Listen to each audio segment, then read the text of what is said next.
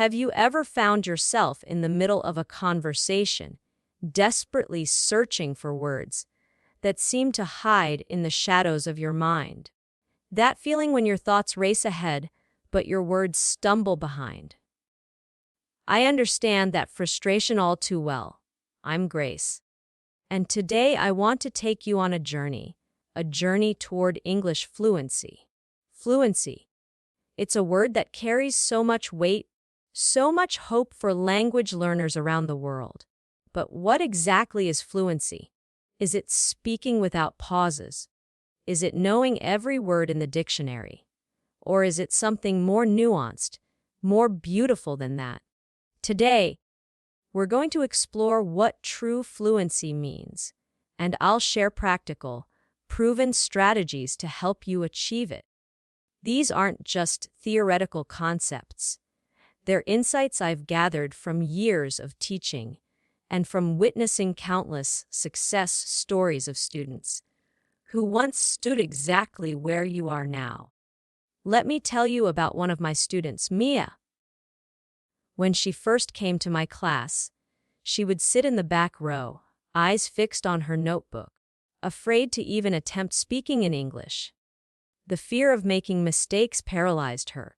6 months later, the same Mia was confidently leading class discussions, laughing off her occasional errors, and helping other students overcome their own fears. What changed? Her perspective on what fluency truly means. You see, fluency isn't about perfection, it's about connection. It's not about memorizing every vocabulary word or mastering every grammar rule. It's about expressing yourself authentically and being understood. It's about the courage to communicate even when you don't have every word at your fingertips. Think about it like learning to swim. When you first start, you're conscious of every movement. Your arms, your legs, your breathing, everything requires deliberate thought. But with practice, these movements become second nature. You stop thinking about the mechanics of swimming and simply swim. Language fluency works the same way. I remember when I was learning Spanish years ago. I would construct sentences word by word in my head, translating from English, desperately trying not to make mistakes. My speech was halting, unnatural. Then one day, something magical happened. I was in a cafe in Madrid, ordering my coffee, when I realized I had stopped translating. The Spanish words were flowing directly from my thoughts. That moment of authentic connection, that's fluency beginning to blossom. Now, I want to help you experience that same transformation in your English journey. Today's podcast is all about breaking down the barriers to fluency and building practical habits that will carry you forward, step by step, toward confident English communication. Let's start with the most important principle. Consistency trumps intensity. Many language learners make the mistake of studying intensively for hours on rare occasions. But fluency doesn't work that way. It's far better to practice for 20 minutes every single day than to cram for 5 hours once a week. Think of it like watering a plant regular. Gentle attention helps it grow strong and healthy. Jason, another one of my students, once told me, "Grace, I don't have time to become fluent." He worked long hours and had family responsibilities. So we created a practical plan for him: 15 minutes of English podcast listening during his commute, 10 minutes of reading before bed, and practicing 3 new phrases each day in real situations.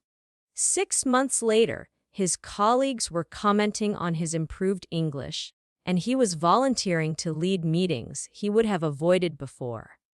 Remember, fluency is built in moments, not marathons.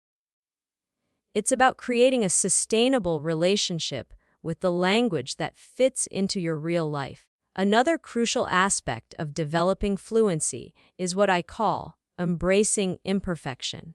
So many of us are held back by the fear of making mistakes. But here's the truth: mistakes are not just inevitable in language learning, they're essential. They are signposts showing you where to focus your energy next. I had a student named Carlos who would fall silent whenever he wasn't 100% certain about a word or grammar structure. We worked together to shift his mindset. I challenged him to make at least 5 mistakes in each conversation. Yes, you heard that right. I wanted him to make mistakes. This simple reframing liberated him. By giving himself permission to be imperfect, he actually started speaking more fluently. Think about children learning their first language. They don't worry about mistakes. They experiment. They play with language, and gradually, they improve. We need to reconnect with that childlike willingness to try, fail, and try again. Let's talk about another key to fluency that many learners overlook: the power of listening. Listening is the silent foundation upon which speaking fluency is built. Your ears need to become familiar with the rhythms, intonations, and natural flow of English before your mouth can reproduce them effectively. One of my students, Elena, transformed her English by creating what she called her English immersion bubble. She would listen to English podcasts while cooking, play English music while driving, and watch English TV shows during her evening relaxation time. She wasn't actively studying during these activities. She was simply allowing her brain to absorb the patterns of the language. Within months, her speaking began to mirror the natural cadences she had been absorbing through listening. Think about how you learned your native language. You spent years listening before you ever spoke a word. While we can accelerate this process as adults, the principle remains the same: deep listening precedes natural speaking. I recommend starting with content that's just slightly above your current level, challenging enough to stretch you, but not so difficult that you become discouraged. Find topics that genuinely interest you. Are you passionate about cooking? Watch cooking videos in English. Do you love football? Listen to match commentaries or sports podcasts. When you connect language learning to your authentic interests, fluency develops almost effortlessly. Another powerful strategy for developing fluency is creating what I call language islands. In your day, small, consistent opportunities to think or speak in English. These might be as simple as narrating your morning routine to yourself in English while getting ready, describing the people you see on your commute, or keeping a 5-minute English journal before bed. Sarah, a busy executive in one of my courses, developed the habit of mentally switching to English during specific daily activities: brushing her teeth, waiting for the elevator, walking her dog. These small moments added up to significant practice time without requiring her to rearrange her schedule. Remember, fluency doesn't require you to restructure your entire life. It simply asks you to weave English into the life you already have. These small, consistent touchpoints with the language are often more powerful than occasional intensive study sessions. Now, let's address vocabulary building, which is absolutely essential for fluency. But here's where many learners go wrong. They try to memorize long lists of random words instead of learning vocabulary in meaningful contexts. Our brains aren't designed to remember isolated pieces of information. They remember stories, emotions, and connections. Instead of trying to memorize 50 new words this week, focus on learning 10 words that relate to a specific context or topic. Then, create sentences using these words. Write a short story with them, or find ways to use them in conversation. This contextualized approach to vocabulary building makes the words stick in your long-term memory. I had a student named Thomas who was struggling to expand his vocabulary until we tried a different approach. Each week, he would choose a different conversation topic, like healthcare, travel, or cooking, and focus on learning vocabulary clustered around that theme. He would watch videos, read articles, and have conversations about that specific topic, naturally absorbing related vocabulary along the way. His retention improved dramatically, and more importantly, he could actually use the new words fluently in conversation. Think of vocabulary building like furnishing a house. You don't randomly buy furniture pieces without considering where they'll go or how they'll be used. You furnish room by room, with purpose and context. Apply the same thoughtful approach to building your English vocabulary. Another aspect of fluency that deserves our attention is the role of confidence. Confidence isn't something you develop before speaking, it's something that grows through speaking. Many learners fall into the trap of thinking, "I'll start speaking when I feel confident." But the truth is exactly the opposite. You'll start feeling confident when you begin speaking regularly. Confidence is the child of action, not its parent. It's created through repeated experiences of surviving language exchanges, making yourself understood, and connecting with others despite imperfections. Every conversation you have in English, even difficult ones, builds your confidence muscle. I remember working with a student named Yuki, who was incredibly knowledgeable about English grammar and had an impressive vocabulary, but she would freeze when it came to actual conversations. We started with very structured role plays where she knew exactly what to expect, then gradually introduced more unpredictable elements. Each successful interaction, even with mistakes, showed her that she could handle real communication. Soon, she was volunteering to lead discussions and even gave a presentation in English at her workplace. The path to confidence is paved with small successes. Set yourself up to win by creating manageable speaking opportunities rather than throwing yourself into intimidating situations. As your collection of successful experiences grows, your confidence will naturally follow. Let's talk about something I call fluency momentum, the phenomenon where speaking English becomes easier the more continuously you do it. Have you ever noticed how your English seems worse when you haven't used it for a while, but after talking for 5-10 minutes, you suddenly find yourself expressing ideas more easily? That's fluency momentum in action. Many of my students report that the first few minutes of speaking English are the hardest. Then, something clicks, and the language begins to flow more naturally. This is why consistent practice is so crucial. It keeps your fluency momentum from resetting to zero. Think of it like keeping a car engine warm. If you let it cool down completely, it takes more energy to heat it up again. But if you keep it running regularly, even briefly, it stays ready to perform at its best. One practical way to maintain this momentum is through regular speaking practice, even if it's just talking to yourself. Narrate your activities as you cook dinner. Explain your thoughts out loud while taking a walk. Have brief conversations with store clerks or baristas. These small interactions keep your English engine warm and ready. Now, let's explore the powerful link between thinking and speaking fluently. Many language learners continue to think in their native language and then translate into English, which creates a significant barrier to fluency. True fluency happens when you begin to think directly in English.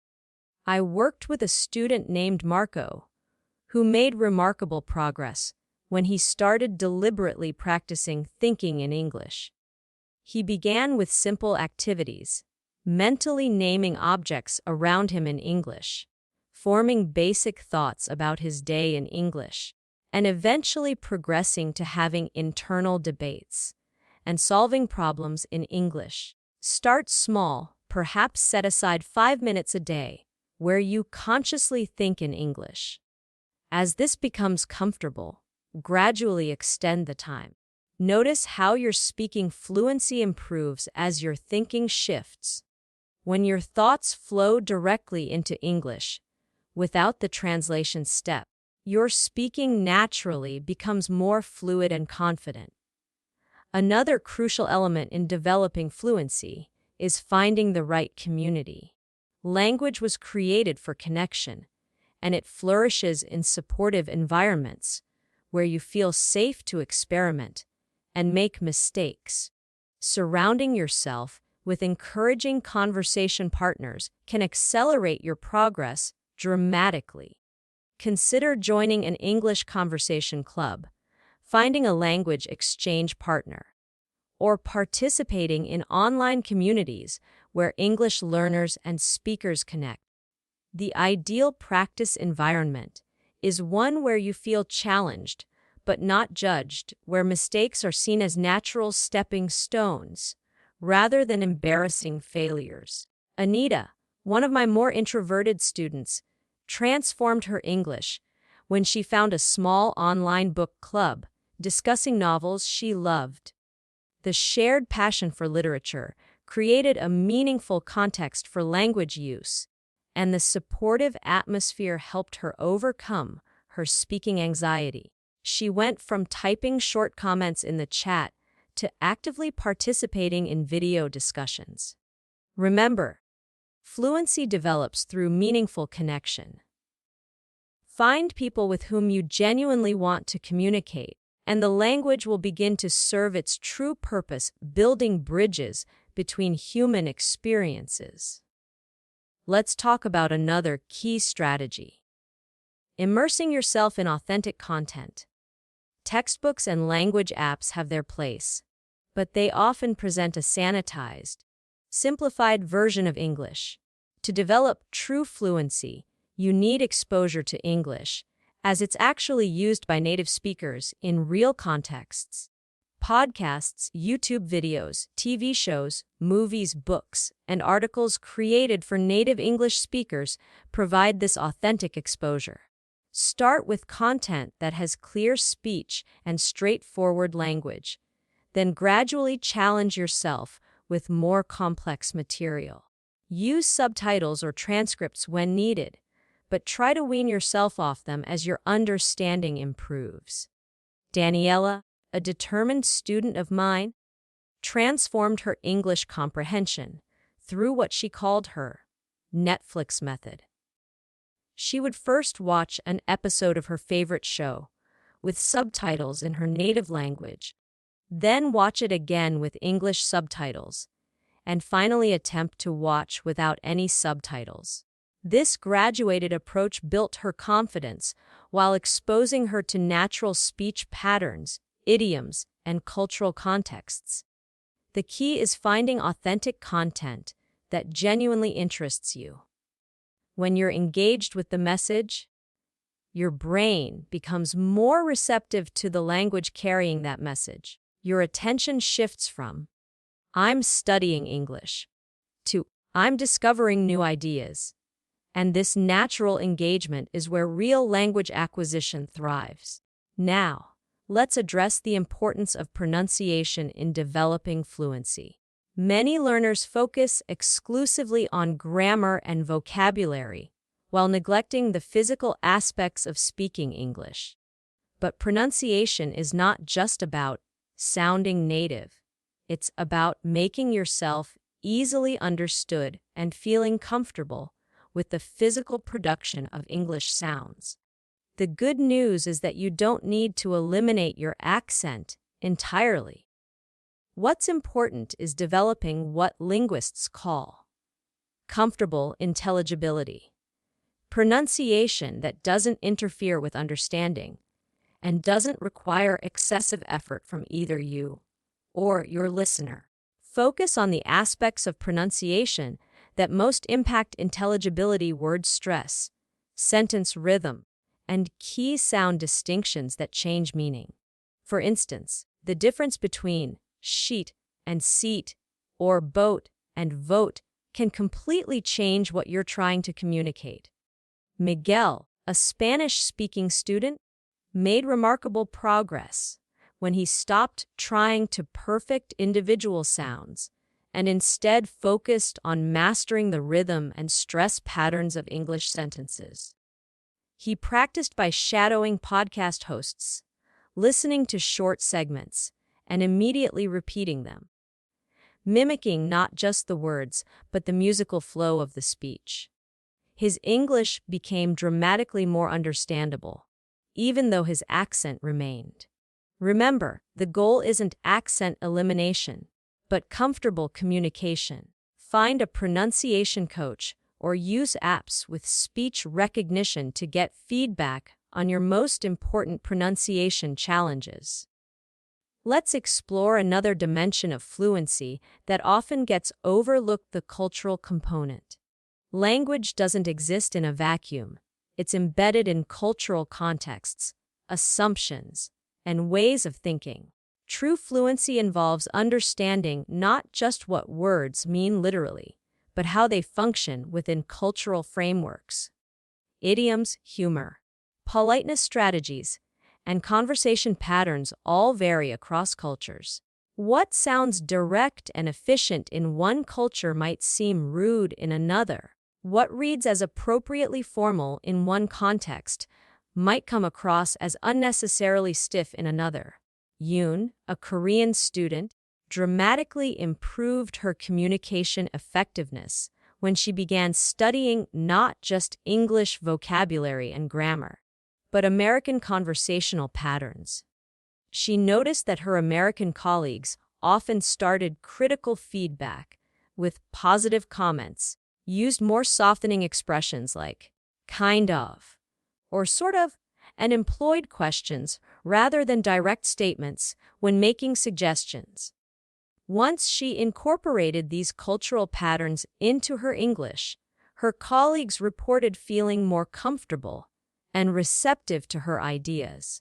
To develop this cultural fluency, expose yourself to how English is used in different contexts: formal meetings, casual conversations among friends, customer service interactions, academic discussions. Notice not just what is said, but how it's said and the invisible rules that govern different types of exchanges. Movies, TV shows, and literature can provide wonderful windows into these cultural dimensions of language. Pay attention to how characters navigate different social situations, how they express disagreement respectfully, how they use humor, and how they build rapport. These subtle aspects of language use are often more important for successful communication than perfect grammar.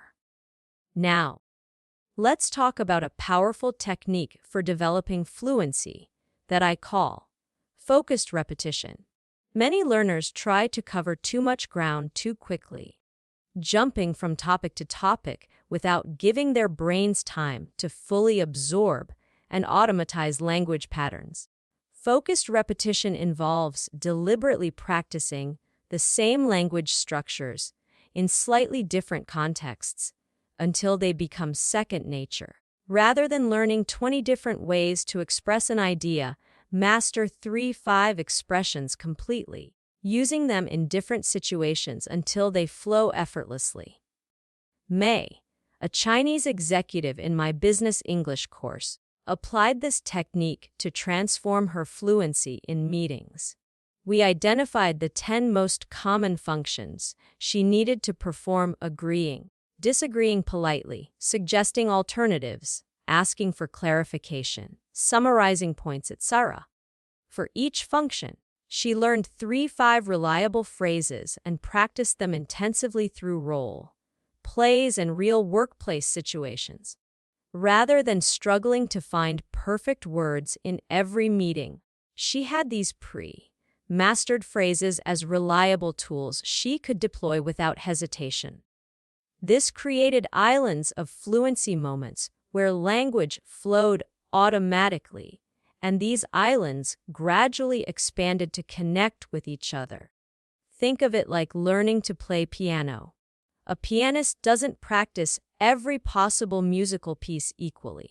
They practice scales and common chord progressions until these elements become automatic, creating a foundation that makes learning new pieces easier. Apply this same principle to your language learning. Let's discuss the powerful role of reading in developing fluency.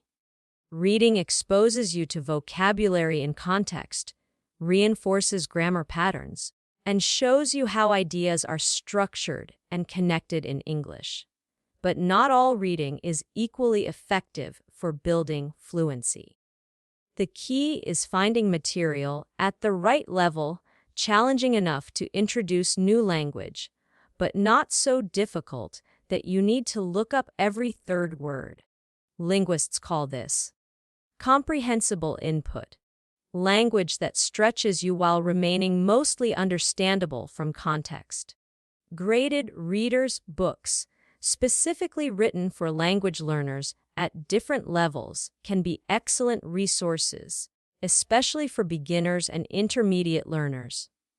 As your skills advance, transition to authentic materials like newspapers, magazines, novels, and online articles about topics that interest you.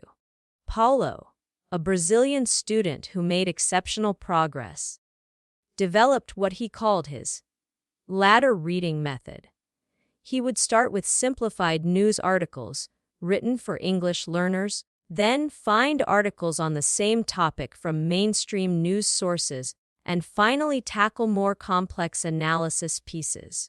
By exploring the same content at increasing levels of complexity, he built confidence while steadily expanding his language capacity.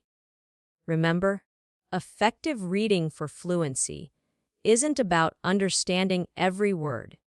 It's about developing comfort with authentic language, building your recognition vocabularies, words you can understand when reading even if you don't use them in speaking, and absorbing the natural patterns of English expression. Now, let's address an often overlooked aspect of fluency: the emotional dimension. Language learning isn't just an intellectual exercise, it's deeply emotional. Fear, embarrassment, perfectionism, and anxiety can create bigger barriers to fluency than any grammar challenge. Many of my students who struggle with speaking aren't actually lacking knowledge, they're battling emotional blocks. The most successful learners are those who develop strategies for managing the emotional aspects of language use. Sophia, an accomplished professional who spoke 4 languages but struggled with English confidence, transformed her experience by developing what she called her language persona. When speaking English, she would imagine herself as a slightly bolder, more playful version of herself, someone who viewed language mistakes as amusing rather than embarrassing. This psychological shift freed her from the perfectionism that had been holding her back. Other students find it helpful to practice mindfulness techniques before challenging English conversations, to develop personal mantras that remind them of their language learning goals, or to visualize successful communication scenarios. Find emotional management strategies that work for you, and recognize that addressing the psychological aspects of language learning is just as important as studying grammar and vocabulary. Let's explore the role of writing in developing spoken fluency. While they might seem like separate skills, writing and speaking actually reinforce each other in powerful ways. Writing allows you to process language at your own pace, experiment with new structures, and reflect on your expression without the time pressure of conversation. Many of my students who struggle with speaking fluency find that regular writing practice helps bridge the gap between what they know and what they can produce in conversation. Writing gives you time to retrieve vocabulary, construct complex sentences, and organize your thoughts, skills that gradually transfer to your speaking. Ahmed, an engineering student who was hesitant in conversations despite extensive knowledge, transformed his fluency through daily writing. He kept a journal where he would write about his day, his observations, or his opinions on current events. Over time, the language patterns he practiced in writing began to appear naturally in his speech. You don't need to write essays or long compositions. Short, consistent writing practice is often more effective. A daily journal entry, responses to prompts, social media posts in English, or messages to language exchange partners. The key is using writing as a laboratory where you can experiment with language without pressure, gradually building neural pathways that will support your speaking fluency. Now, let's discuss the importance of specialized vocabulary in developing fluency for specific contexts. General English provides a foundation, but if you need English for work, academic studies, or particular interests, developing focused vocabulary for those areas dramatically improves your functional fluency. Lucia, a doctor who moved to the United States, spoke good conversational English but struggled in her medical residency. We created a specialized study plan focused on medical terminology, patient communication phrases, and the language of medical procedures. Within months, her professional confidence soared, even though she was still developing her fluency in other contexts. Identify the contexts where English fluency matters most to you. Do you need to participate in business meetings? Understand academic lectures. Socialize with colleagues. Each context has its own vocabulary clusters and communication patterns. By focusing your attention on the language specifically relevant to your priority contexts, you'll develop functional fluency where it matters most. Let's talk about the power of chunking in language learning. Rather than focusing on individual words, fluent speakers rely heavily on chunks, common phrases, collocations, and sentence frameworks that they can retrieve and use as single units. These chunks form the building blocks of fluent speech. For example, phrases like, "to be honest," "as far as I'm concerned," "the thing is," or "what I mean is," are retrieved and used as whole units by fluent speakers. They don't construct these phrases word by word each time they use them. Ron, a Spanish student who made remarkable progress in fluency, attributed his breakthrough to collecting and practicing useful chunks rather than isolated vocabulary. He kept a notebook of phrases organized by function, ways to agree, disagree, change the subject, check understanding, express opinions, etc. He would practice these chunks until they became automatic, allowing him to focus on his message, rather than constructing every sentence from scratch. Start building your own collection of useful chunks. Notice patterns in the speech and writing of fluent English users. What phrases do they use to introduce ideas, transition between topics, or soften disagreements? Collect these chunks, practice them in different contexts, and watch how they begin to flow naturally in your own communication. Let's explore the role of feedback in developing fluency. Effective language learners actively seek feedback that helps them improve, but they're selective about what feedback they focus on and when. Not all feedback is equally valuable at all stages of learning. When you're working on fluency, constant correction of minor grammar errors can actually be counterproductive, interrupting your flow and reinforcing hesitancy. What's more helpful is feedback on whether your message is being understood, whether your main points are clear, and what aspects of your communication might be causing confusion. A French student who transformed her English speaking skills developed a strategic approach to feedback. During fluency practice, she would ask listeners to focus on comprehensibility rather than correctness. She wanted to know, did you understand what I was trying to say? Later, when working on accuracy, she would invite more detailed correction of specific features she was targeting. Consider recording yourself speaking English occasionally. Listen back with two separate focuses, first for overall fluency and communication effectiveness, then for specific accuracy issues you want to address. This separated approach prevents the perfectionism that can kill fluency development. Also, learn to give yourself balanced feedback. Many learners focus exclusively on their mistakes and overlook their successes.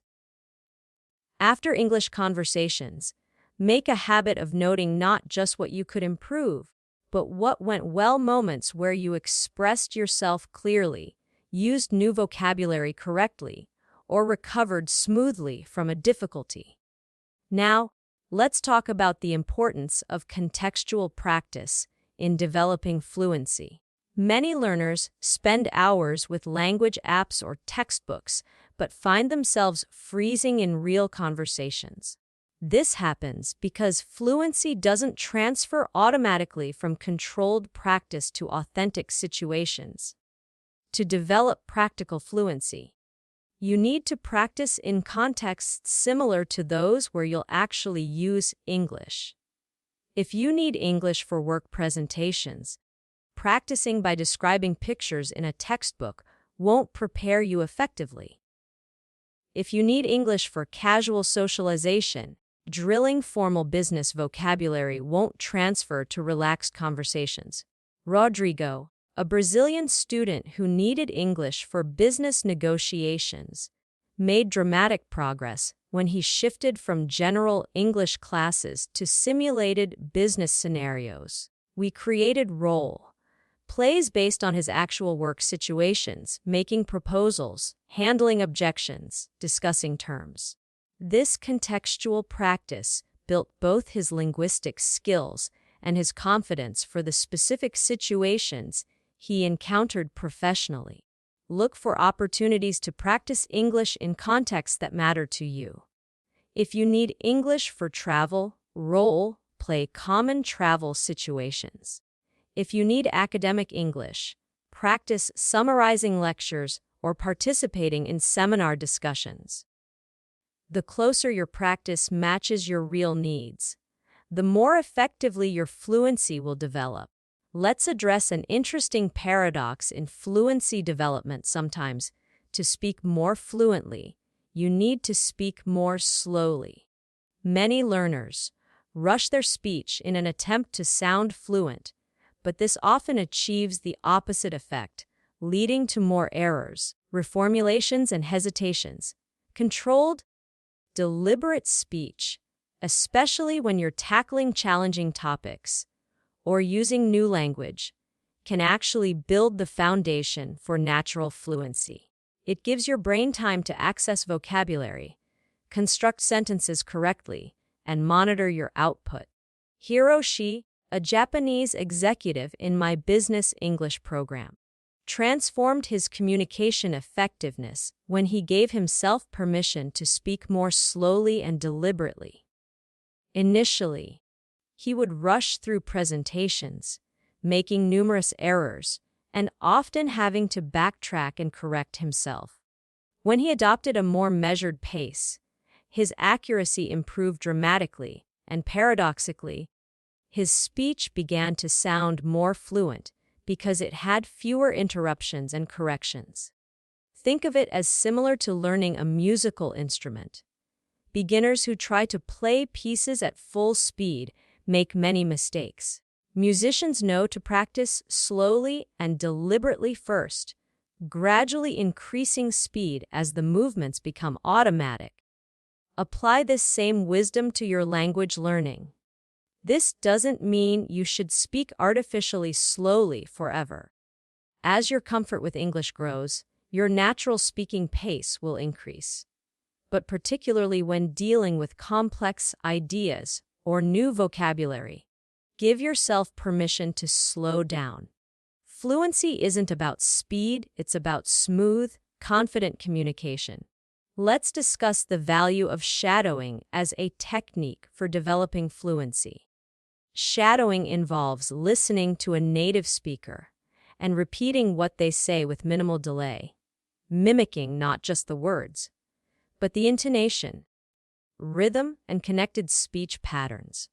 This technique creates a direct connection between your ear and your mouth, bypassing the analytical part of your brain that often slows down language production.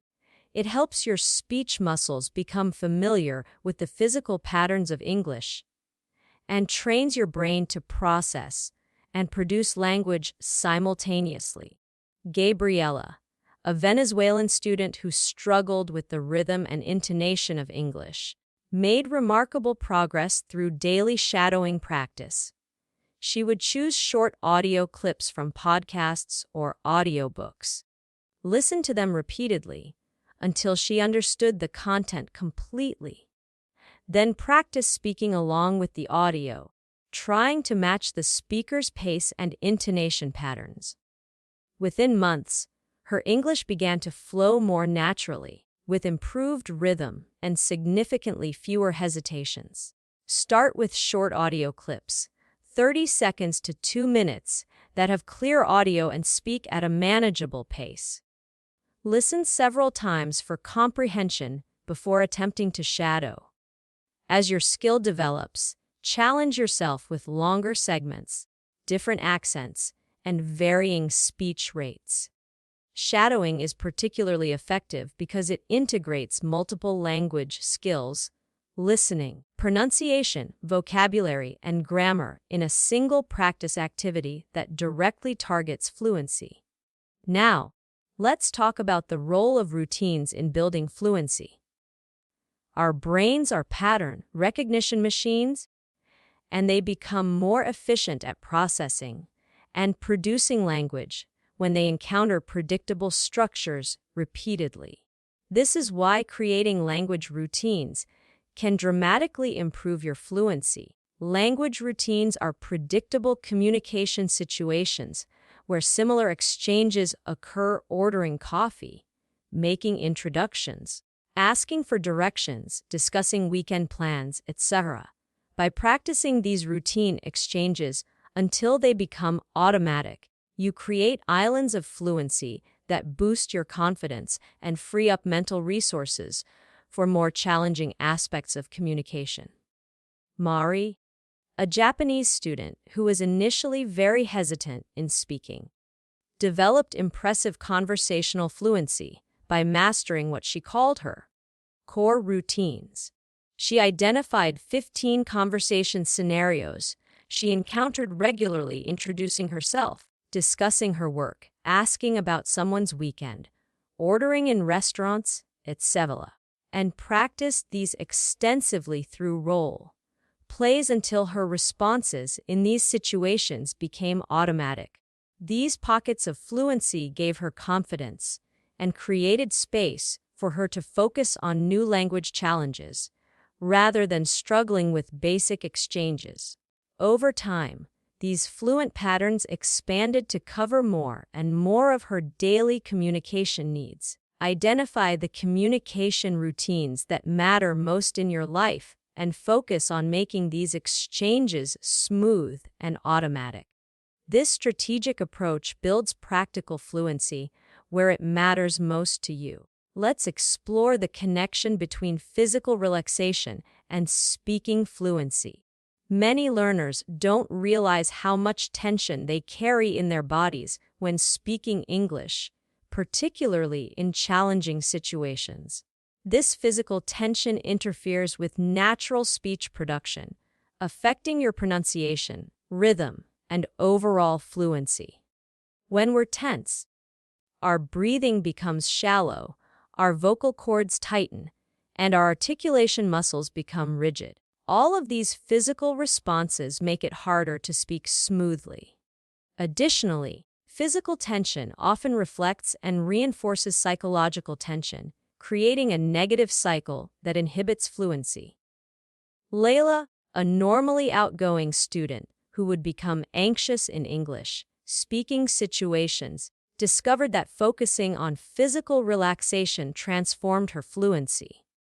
Before important conversations, she would do brief relaxation exercises, deep breathing, shoulder rolls, and gentle neck stretches. She also learned to monitor tension during conversations, consciously relaxing her jaw, shoulders, and breathing when she noticed herself becoming tense.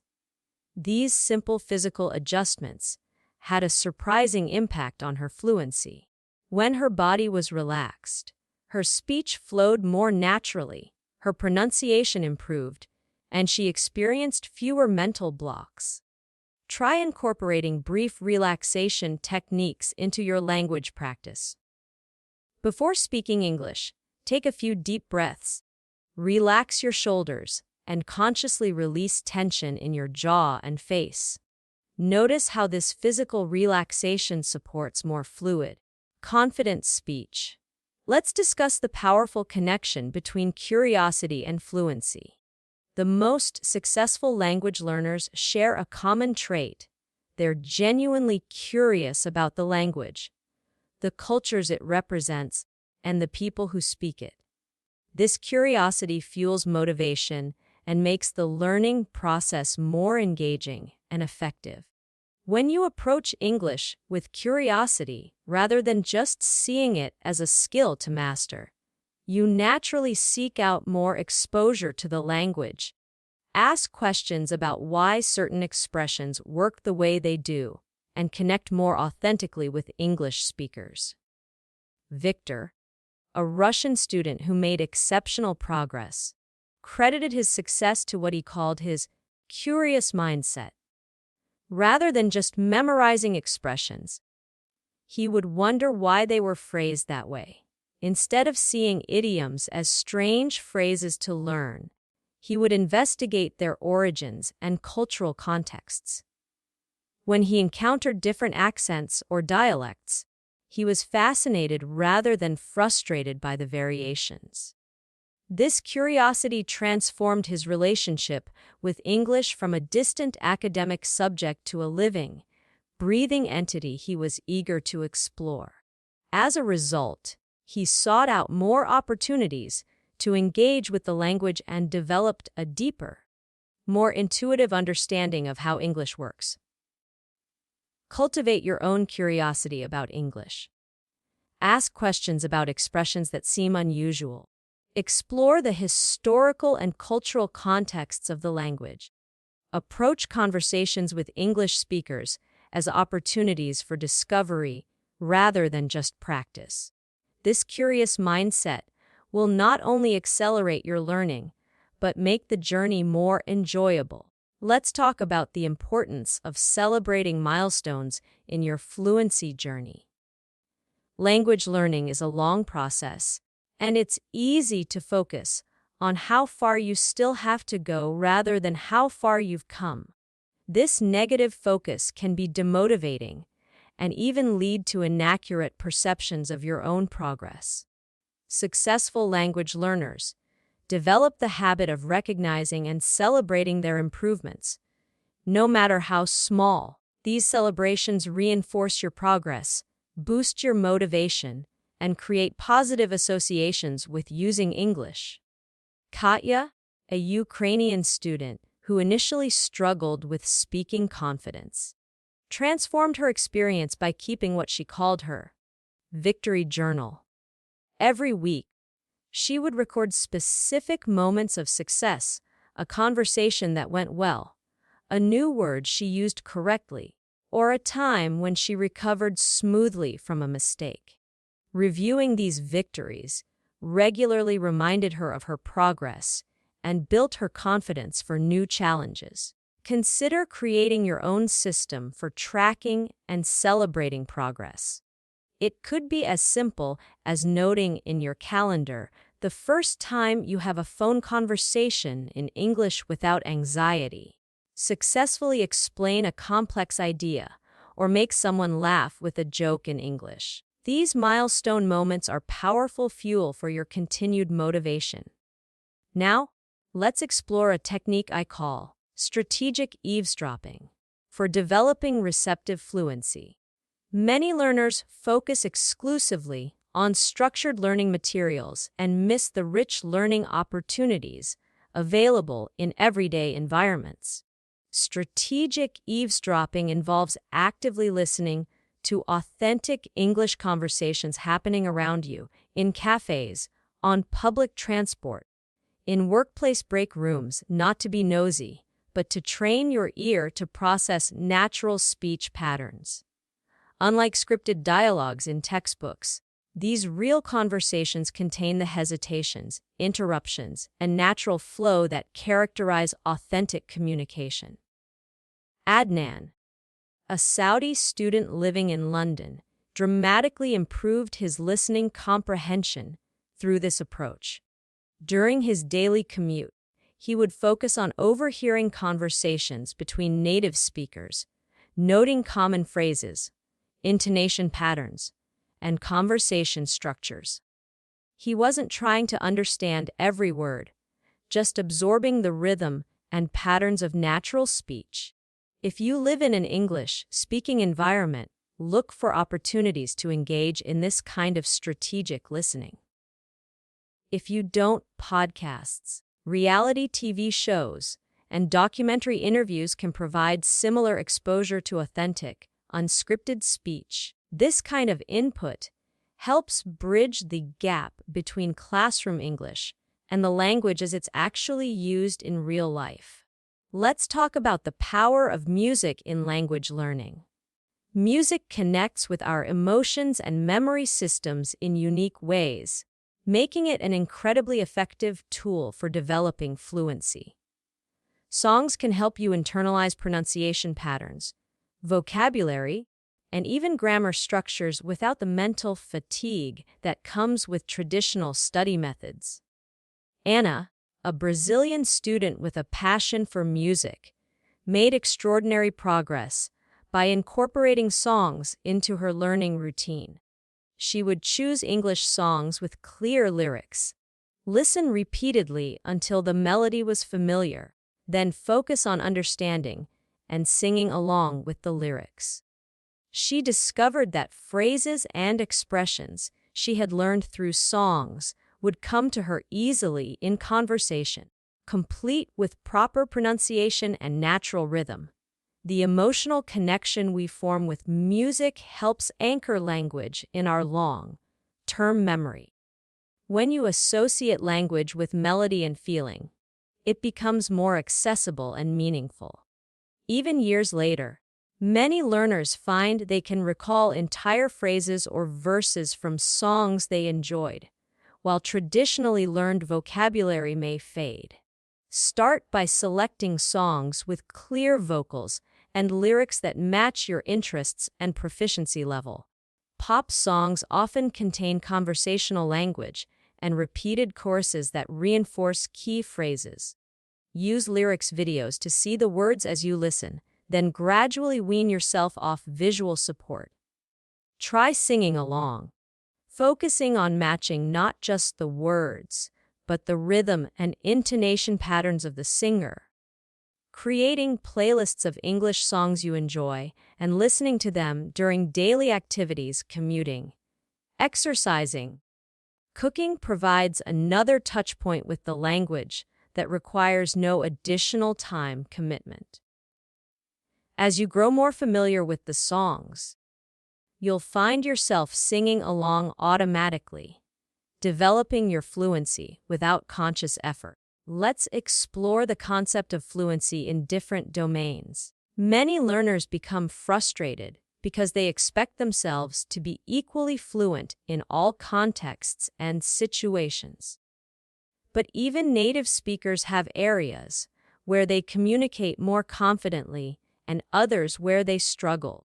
Think about someone who works in medicine. They might be extremely fluent when discussing medical topics, but hesitate when talking about car mechanics. A lawyer might express legal concepts with perfect precision, but struggle to discuss cooking techniques. This domain-specific fluency is natural and expected. Kato, a Japanese engineering student, applied this concept to transform his approach to English. Rather than trying to develop general fluency equally across all topics, he focused intensively on building fluency in engineering discussions. His primary need for English. He read engineering articles, watched technical presentations, and practiced explaining engineering concepts. Within months, he could participate confidently in engineering discussions, even though he still struggled with casual conversation about movies or sports. By acknowledging and working with domain-specific fluency, you can concentrate your efforts where they matter most to your goals. What context do you most need English for? Professional discussions, academic presentations, casual social interactions, travel situations. Identify your priority domains and focus your practice there first, expanding to other areas as your confidence grows. Now, let's talk about the powerful role of gestures and body language in developing fluency. Language isn't just verbal, it's physical too. Incorporating appropriate gestures can actually help your verbal expression flow more naturally, reduce anxiety, and enhance your communicative effectiveness. Research shows that gestures are integrally connected to language production in the brain. Using appropriate gestures can help you retrieve words, emphasize key points, and maintain the rhythm of your speech. Additionally, culturally appropriate body language helps make your communication more authentic and comprehensible to native speakers. Isabella, an Italian student with a naturally expressive communication style, struggled when she first tried to speak English. Without using her hands, she felt stiff and unnatural, which negatively impacted her verbal fluency. When she gave herself permission to incorporate gestures naturally, her speaking became more fluid and confident. Pay attention to how native English speakers use their hands, facial expressions, and body positions when communicating in different contexts. Notice the cultural differences in physical expression. Some cultures use more expansive gestures than others, and gestures that are positive in one culture might have negative connotations in another. Practice speaking with appropriate gestures when you rehearse conversations or presentations. Don't try to artificially add movements. Instead, allow your natural expressiveness to flow while being mindful of cultural differences. This integrated approach to language learning acknowledges that fluency involves your entire being, not just your voice. Let's explore the powerful connection between storytelling and fluency development. Stories are fundamental to human communication and memory. When you learn to tell stories effectively in English, you're developing a skill that enhances your fluency across many contexts.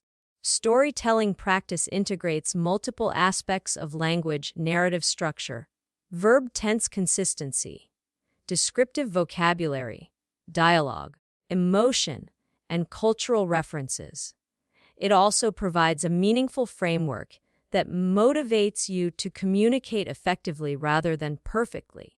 Fatima, a Saudi student who was technically proficient but struggled with flowing conversation, transformed her fluency through storytelling practice.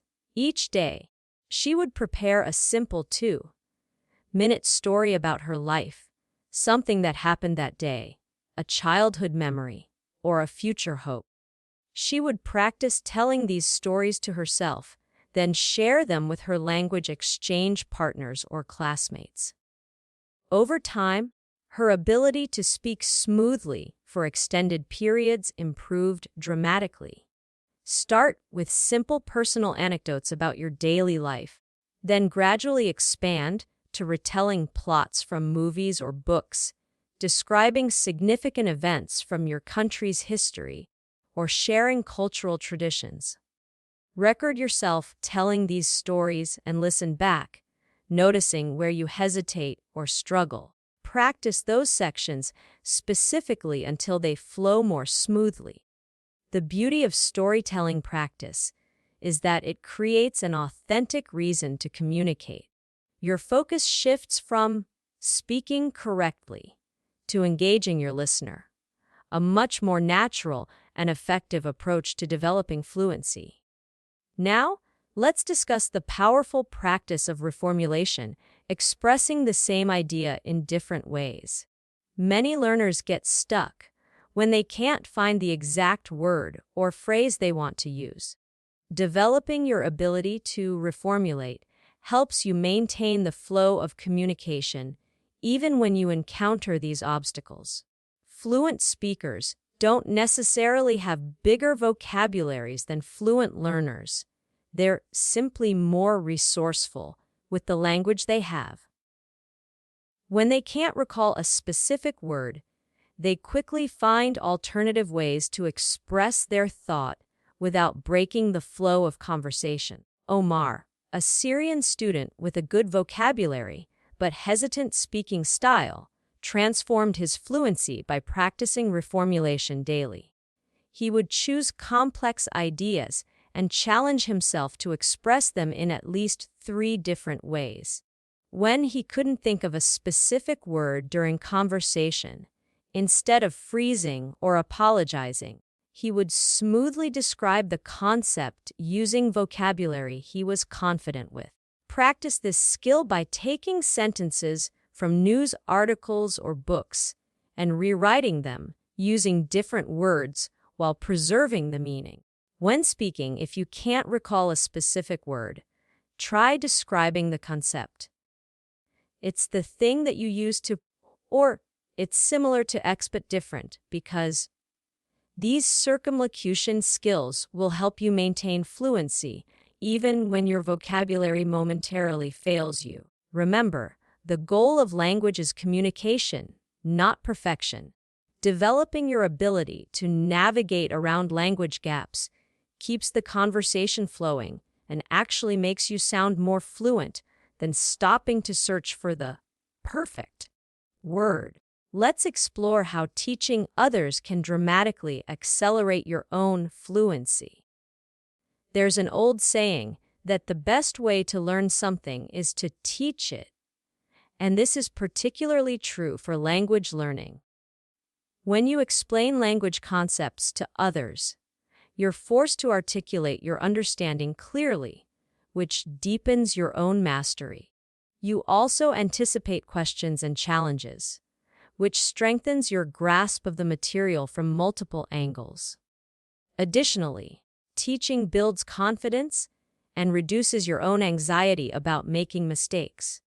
Javier, a Colombian student who was knowledgeable but hesitant, volunteered to tutor beginning English learners at his language school. Although he wasn't a perfect English speaker himself, the experience of teaching transformed his own fluency. Explaining grammar rules, helping others with pronunciation, and answering unexpected questions forced him to retrieve and articulate knowledge he hadn't realized he possessed. You don't need to be an expert to benefit from teaching.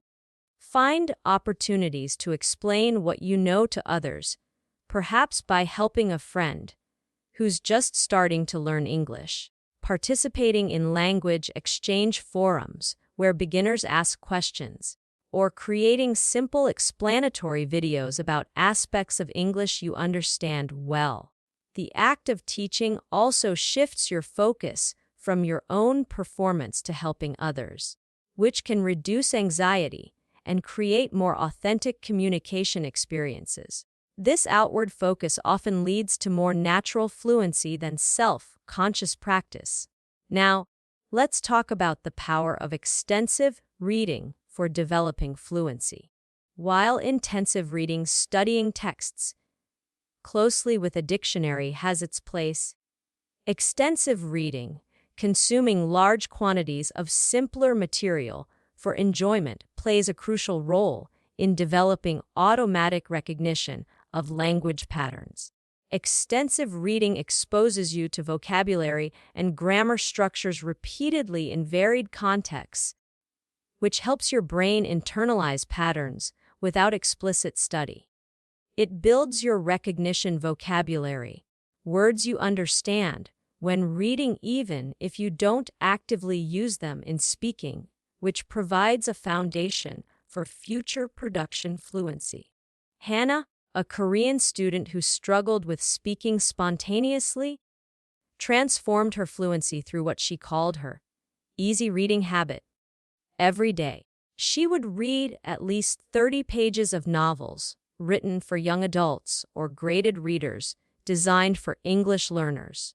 She didn't look up every unknown word, only those that appeared repeatedly or were crucial to understanding the plot. Within months, she noticed that sentence structures and vocabulary that she had encountered repeatedly in her reading began to appear naturally in her speaking.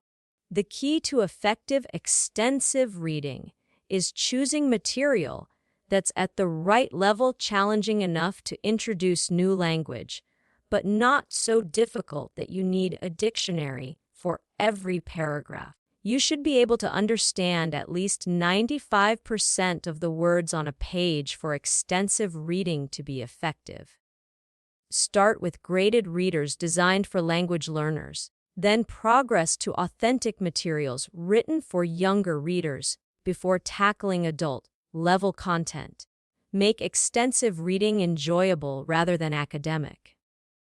Choose topics that genuinely interest you, read for pleasure rather than study, and focus on understanding the general meaning rather than every detail.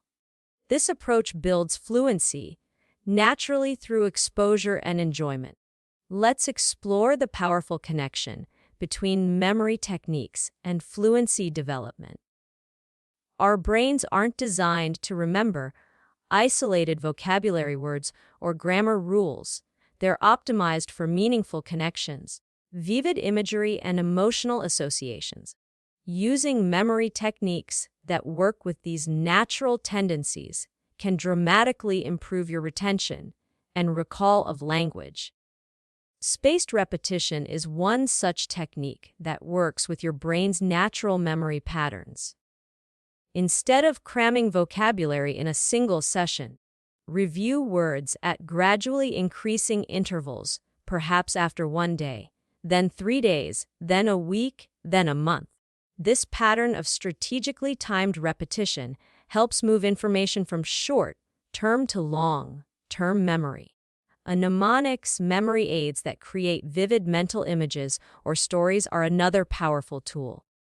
Diego, a Spanish student who struggled with remembering phrasal verbs, created elaborate mental images for each one. 4. Breakdown. He imagined a car breaking down in front of a down arrow sign. These vivid mental images helped him retrieve the correct phrasal verbs during conversation without hesitation. The method of LOCI, or memory palace technique, involves associating information with specific locations in a familiar place. Amina, a Moroccan student, used her childhood home as a mental map, placing different grammar rules and vocabulary clusters in specific rooms. When she needed to access that information during speaking, she would mentally walk through her house to retrieve it. Experiment with different memory techniques to find what works best for your learning style. The key is to transform abstract language information into something meaningful, vivid, and connected to what you already know. These techniques not only improve your retention, but also the speed at which you can access language during conversations, a crucial component of fluency. Now, let's talk about the underestimated power of silence in developing fluency. Many learners believe that fluent speech means continuous speech without pauses. But if you listen carefully to native speakers, you'll notice they use strategic pauses effectively to emphasize points, to gather thoughts, or to check listener understanding. Learning to use pauses effectively rather than filling them with or excessive filler words can actually make your English sound more fluent and authoritative. Strategic silence gives you time to organize your thoughts, choose appropriate vocabulary, and plan your next sentence, all while appearing confident and deliberate to your listener. Takashi, a Japanese executive whose speech was marked by hesitations and fillers, transformed his communication style by practicing what he called power pausing. Instead of rushing to fill every silence, he would pause deliberately at natural breaking points in his speech, maintaining eye contact and composure.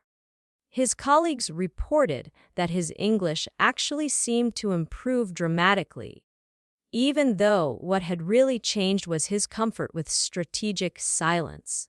Practice incorporating deliberate pauses in your speech, after main points, before important information, or when transitioning between ideas. Record yourself speaking and notice where your pauses occur naturally. Then work on making them purposeful rather than hesitant. This simple shift in how you handle silence can dramatically impact how fluent your English sounds to others. Let's explore the role of inner voice dialogue in developing fluency. Many learners focus exclusively on external practice, speaking with others, and overlook the powerful role that internal dialogue plays in language development.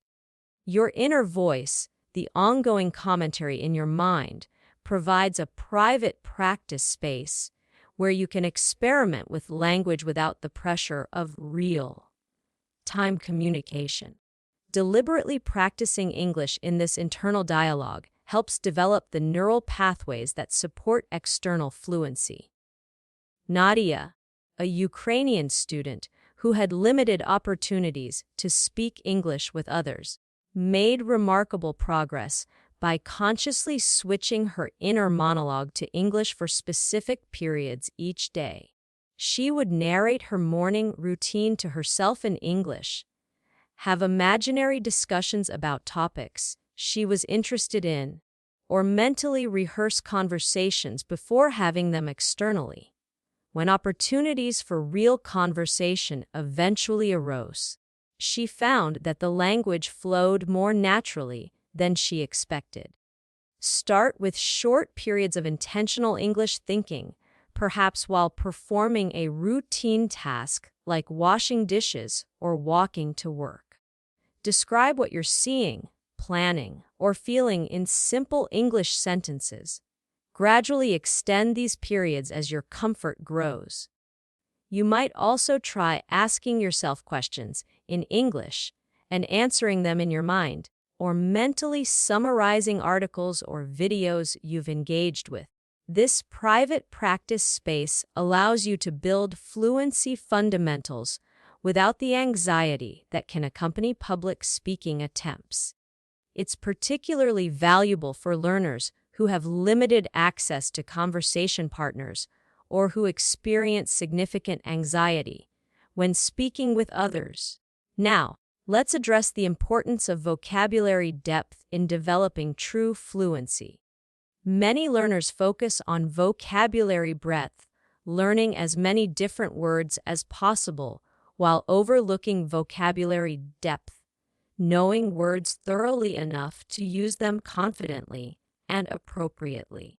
True vocabulary knowledge involves much more than simple definition. It includes understanding a word's connotations, appropriate contexts, common collocations, 7 words it's typically used with, grammatical patterns, register formality level, and subtle distinctions from similar words. Arjun, an Indian student with an impressive vocabulary size, found that he still hesitated when speaking because he wasn't fully confident in how to use many of the words he knew. He shifted his approach to focus on developing deeper knowledge of fewer words. For each new word, he would learn not just the meaning, but example sentences, common phrases containing the word, and situations where it would be appropriate to use it. He would practice using the word in multiple contexts until it became a natural part of his active vocabulary. Rather than trying to memorize long lists of new words, choose 5-10 words weekly that are relevant to contexts you communicate in frequently. For each word, create a detailed profile, note common collocations, example sentences, related forms, and situations where you might use it. Practice using these words in varied contexts until they become automatic parts of your speech. This depth-focused approach might seem slower initially, but it builds more usable, accessible vocabulary that actually improves your fluency rather than just your test scores. Let's talk about the power of habit stacking for integrating language practice into your daily life. Habit stacking is a technique where you attach a new habit, like English practice, to an existing routine in your day, making it more likely that you'll follow through consistently. The key insight behind habit stacking is that we already have many strong habit loops in our daily lives: brushing teeth, commuting to work, preparing meals, etc. By attaching small language practice activities to these existing routines, we can ensure consistent practice without requiring significant willpower or schedule changes. Chen, a Chinese professional with a demanding job, transformed his English fluency by identifying 5 existing daily routines and attaching brief English practices to each. Listening to an English podcast while brewing morning coffee, practicing pronunciation of 3 new words while showering, having a mini English conversation with himself while driving to work, reading 1 page of an English article during lunch, and writing 3 sentences about his day before bed. None of these activities took more than 5-10 minutes, but because they were attached to existing habits, he maintained consistent daily practice that added up to significant progress over time. Most importantly, this approach was sustainable alongside his busy schedule. Unlike his previous attempts at intensive but irregular study sessions, identify your own firmly established daily routines and consider what quick English practice you could attach to each. The practice should be brief, specific, and appropriate to the context, something you can do without disrupting your existing routine. This strategy transforms language learning from an additional task requiring willpower into an integrated part of your existing day. Now, let's explore the powerful role of discourse markers in developing perceived fluency. Discourse markers are words and phrases that connect ideas and manage conversation flow. Expressions like however, on the other hand, speaking of which, as I was saying, or to sum up. These connective elements might seem minor, but they play a major role in how fluent your speech sounds to others. They signal relationships between ideas, guide your listener through your thought process, and give you small islands of automatic language to rely on while you formulate more complex content. Luisa, a Spanish student who spoke accurately but haltingly, dramatically improved her perceived fluency by mastering a set of discourse markers. She compiled a list of expressions for different functions, introducing topics, adding information, contrasting ideas, providing examples, summarizing points, and transitioning between subjects. By incorporating these expressions into her speech, she created smoother transitions between ideas and gave herself brief moments to plan her next points without awkward silences. Start by noting the discourse markers that native speakers use in conversations, presentations, or podcasts. Compile your own list organized by function and deliberately practice incorporating them into your speech. This simple addition can significantly enhance how fluent and organized your English sounds to listeners, even without changes to your overall language ability. Remember to use these expressions naturally rather than overloading your speech with them. The goal is smooth, connected communication, not a collection of transition phrases with content squeezed between them. Let's discuss the value of audiobooks for developing listening fluency, which directly supports speaking fluency. Audiobooks provide extended exposure to well-structured, carefully articulated English in contexts rich with meaning and emotion. Unlike podcasts or videos that might feature multiple speakers, dialects, or background noise, audiobooks typically present clear, standard pronunciation with professional narration. This makes them ideal for developing your ear for the natural rhythm, intonation, and connected speech patterns of English. Sanjay, an Indian student who struggled with listening comprehension despite strong reading skills, transformed his fluency through daily audiobook listening. He would listen to the same book he was reading in physical form, allowing him to connect the written and spoken versions of the language. This dual input approach helped him recognize how written English transforms in spoken form, with its contractions, linked sounds, and stress patterns. Start with audiobooks that match your current reading level, ideally with the text available so you can follow along when needed. Fiction works particularly well for fluency development, as it contains natural dialogue and varied emotional contexts. Begin with 10-15 minutes of daily listening, gradually increasing as your stamina improves. The extended nature of audiobook narratives helps train your brain to process English for longer periods without fatigue, an essential skill for real-world conversations that don't come with subtitles or pause buttons. As your listening fluency improves, your speaking will naturally follow, as you'll have stronger mental models of how English should sound. Now, let's address the critical role of self-reflection in developing fluency. Many learners practice extensively, but plateau because they don't systematically reflect on their experiences and adjust their approach based on what they learn. Effective language learners develop the habit of regular self-assessment, not to be self-critical, but to identify specific patterns that help or hinder their progress. This reflective process turns every conversation, every practice session, into a learning opportunity that informs future practice. Elena, a Russian student who felt stuck at an intermediate level for years, broke through her plateau when she began keeping a language learning journal. After each English conversation or practice session, she would note 3 aspects: what went well, what challenges she encountered, and one specific adjustment to try next time.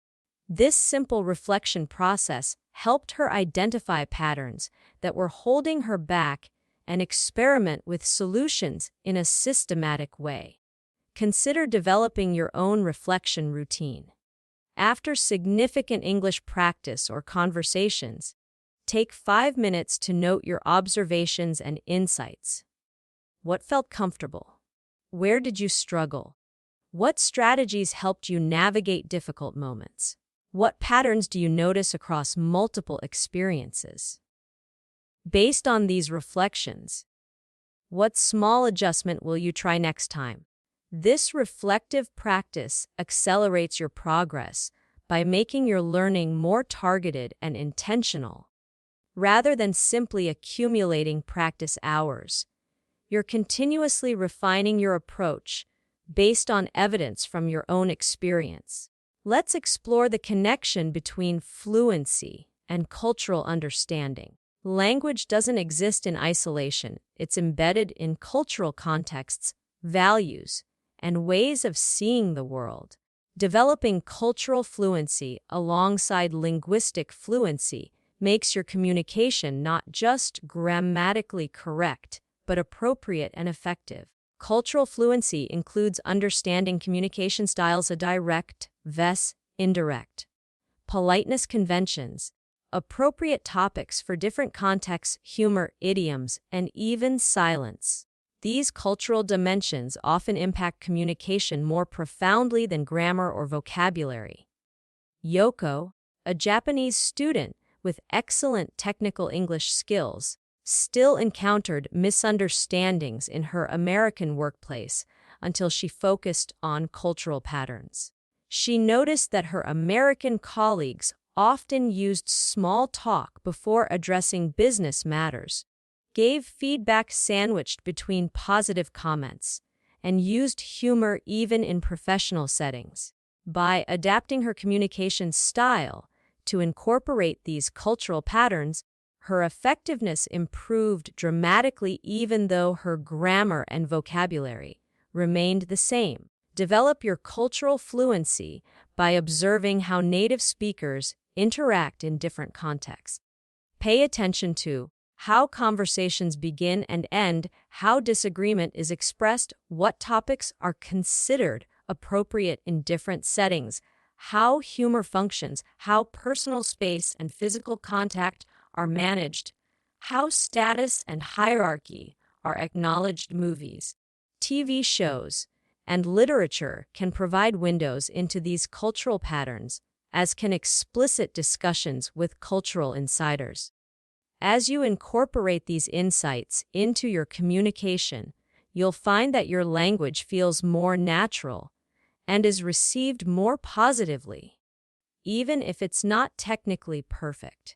Now, let's talk about the importance of developing strategic competence as part of your fluency journey. Strategic competence refers to your ability to navigate communication breakdowns, effectively handling situations where you don't understand something, can't find the right word, or need to repair a misunderstanding. Fluent communication isn't about avoiding all problems, it's about handling them smoothly when they inevitably arise. Developing a repertoire of communication strategies gives you confidence to engage in challenging conversations, knowing you can navigate difficulties when they occur. Rafael, a Brazilian executive who needed English for international business, transformed his confidence by developing what he called his communication toolbox, phrases and strategies for handling different types of communication challenges. He practiced phrases for asking for clarification, checking understanding, paraphrasing others' points, buying thinking time, and gracefully correcting himself when he misspoke. Having these strategies ready to deploy meant that he could maintain the flow of conversation even when facing difficulties, rather than freezing or switching to his native language when challenges arose. He could navigate them smoothly in English, which dramatically improved both his confidence and his perceived fluency. Develop your own strategic competence by collecting and practicing phrases for asking for clarification. Could you explain what you mean by checking understanding? So if I understand correctly, you're saying buying thinking time. That's an interesting question. Let me think about that. Paraphrasing, in other words, or What you're suggesting is self-correction. What I meant to say was, or let me rephrase that. Practice these strategies in low-stakes conversations so they're readily available when you need them in more important contexts. This preparation transforms potentially stressful communication breakdowns into manageable situations you know how to handle. Let's explore the powerful role of extensive listening in developing effortless fluency. While intensive listening, focusing closely on understanding every word, has its place, extensive listening, consuming large quantities of spoken English for general understanding and enjoyment, plays a crucial role in developing automatic processing of the language. Extensive listening helps your brain become familiar with the natural rhythm, intonation, and connected speech patterns of English, without the pressure of complete comprehension. It builds your recognition of high-frequency phrases and trains your ear to process English more automatically. Mehmet, a Turkish student who struggled with listening comprehension, despite years of formal study, transformed his fluency through a simple but consistent extensive listening practice. He would listen to English podcasts during his daily commute, not straining to understand every word, but simply exposing himself to the flow of the language while catching what he could. Initially, he understood perhaps 60% of casual conversations, but within months, his comprehension increased dramatically without any formal study.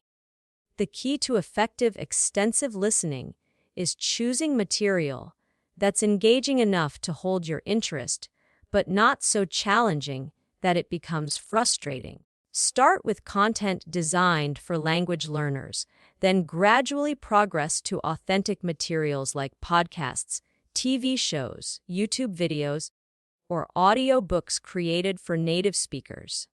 Listen for enjoyment and general understanding rather than perfect comprehension. This approach builds your receptive fluency naturally through exposure and gradually transfers to your productive skills as you internalize the rhythms and patterns of natural English. Now, as we near the end of our journey together, I want to emphasize perhaps the most important principle for developing true fluency: embracing the process with patience and persistence. Language learning is not a linear journey with a clear endpoint. It's an ongoing spiral of growth, plateaus, breakthroughs, and occasional setbacks. The learners who ultimately achieve impressive fluency aren't necessarily those with the most natural talent or the best resources. They're the ones who stay engaged with the process consistently over time, who view challenges as opportunities rather than obstacles, and who find joy in small improvements rather than focusing only on distant goals. Mei Ling, a Chinese student whose English journey I've followed for almost a decade, embodies this principle perfectly. She began as a hesitant speaker with limited vocabulary, but maintained a consistent practice routine through career changes, family responsibilities, and periods where progress seemed slow. Today, she communicates with remarkable fluency across multiple contexts, not because she found a magic shortcut, but because she never gave up on the process. Remember that fluency develops gradually, often in ways that are difficult to perceive day by day. Like watching a plant grow, the changes may seem imperceptible in the moment, but looking back over months and years, the transformation becomes clear. Trust the process, celebrate small victories, and keep showing up for your language journey, one day at a time.